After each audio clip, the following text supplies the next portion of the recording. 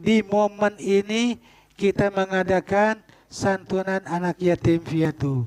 Karena ini adalah suatu hal yang sangat dianjurkan oleh Nabi Sallallahu Alaihi Wasallam, sampai-sampai bagi siapa saja orang yang tidak peduli kepada anak yatim dianggap sebagai pengkhianat agama, sebagai orang-orang yang berbohong di dalam agamanya, orang-orang yang mendustai agama.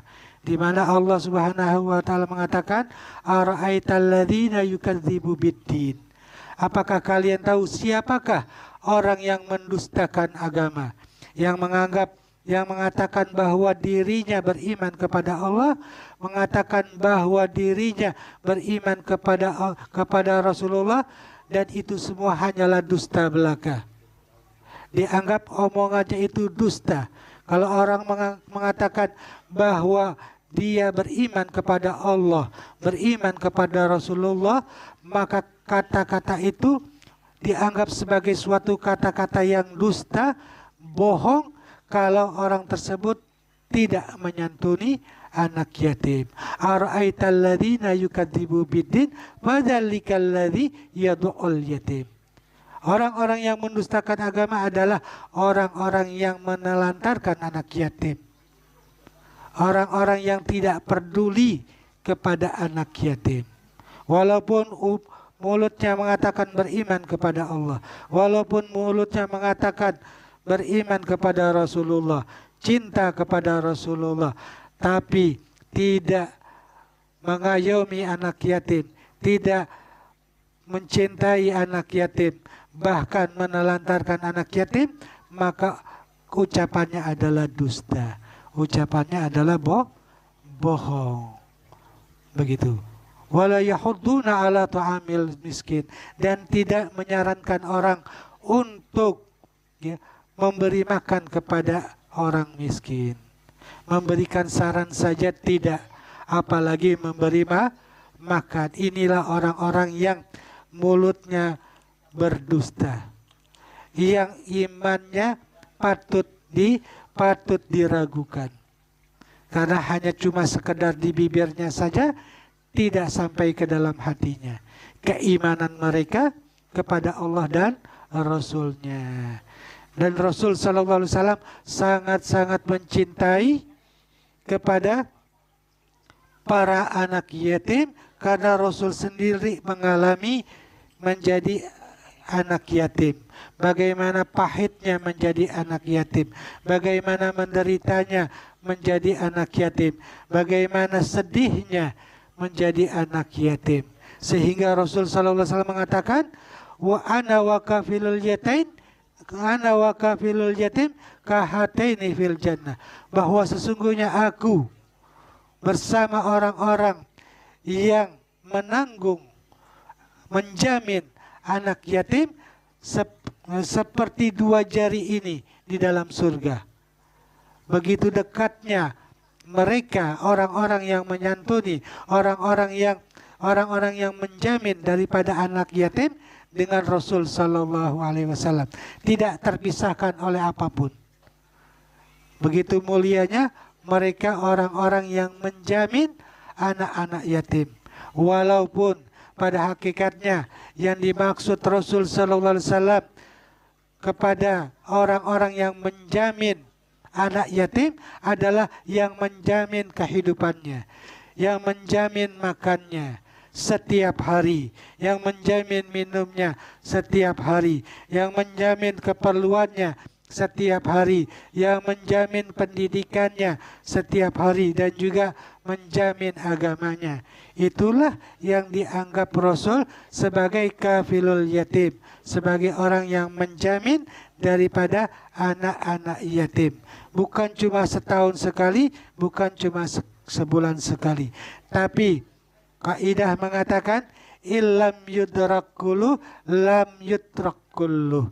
Kalau kita nggak bisa sempurna di dalam melakukan amal, maka jangan kita tinggalkan seluruh amalnya. Kalau kita tidak bisa menjamin anak yatim, maka jadilah orang yang menyantuni anak yatim. Nggak bisa setiap hari, seminggu sekali. Nggak bisa seminggu sekali, sebulan sekali. Nggak bisa sebulan sekali, setahun sekali. Kita santuni anak yatim dan piatu agar mereka senang, agar mereka terhibur daripada duka lara mereka. Karena memang sangat tidak enak bagi seorang anak yang tidak memiliki ayah ataupun ibu ataupun keduanya. Sangat sedih bagi mereka. Rasulullah sangat merasakan hal itu. Karena bagi mereka tidak ada tempat, tidak ada ayah untuk meminta, tidak ada ibu untuk memanja, tidak ada ibu untuk mengadu, dan tidak ada ayah untuk mengeluh. Kepada siapa mereka meminta? Kepada siapa mereka mengeluh? Tidak seperti anak-anak yang lainnya yang bisa meminta kepada ayahnya, yang bisa bermanja-manja kepada ibunya, sedangkan mereka tidak bisa melakukan itu. Dan Rasulullah pun merasakan kesedihan itu.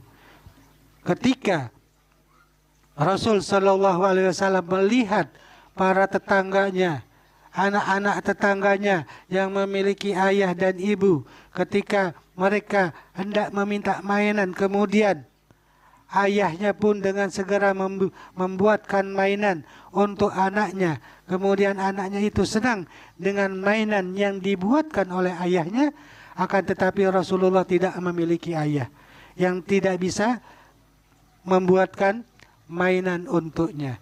Tapi Allah tidak tinggal diam.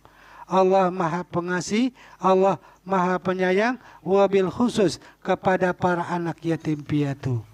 Rasulullah pun diberikan mainan yang sangat-sangat istimewa untuk menghormati Rasul Sallallahu Alaihi Wasallam, untuk memuliakan Rasul Sallallahu Alaihi Wasallam, untuk memanjakan Rasul Sallallahu Alaihi Wasallam yang dalam keadaan yatim piatu.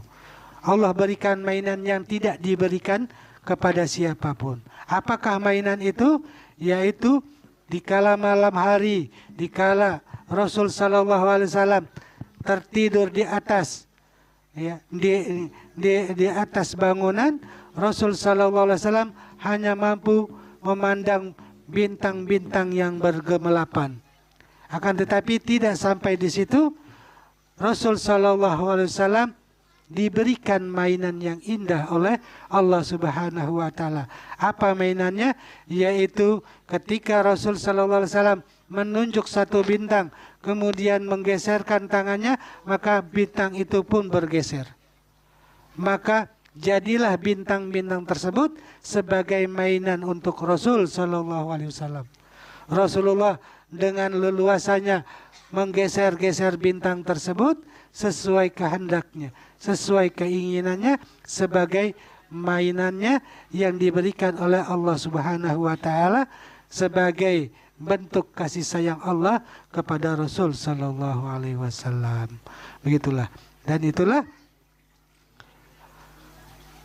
kemuliaan Allah kepada anak yatim piatu. Dan juga semoga anak yatim piatu yang akan kita santuni ini Allah berikan kemuliaan, Allah berikan keberkahan, dan Allah ampuni dosa-dosa kedua orang tuanya.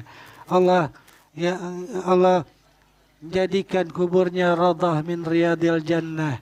Dan juga semoga Allah jadikan anak-anak yatim piatu ini anak-anak yang sukses di kemudian hari, menjadi anak-anak yang saleh dan salehah. Dan semoga orang-orang yang menyantuni juga, semoga Allah berikan keberkahan, Allah berikan keluasan di dalam rezekinya, dan Allah jadikan anaknya anak-anak yang soleh dan soleha. Mungkin ini saja yang dapat saya sampaikan. Kurang lebihnya mohon maaf.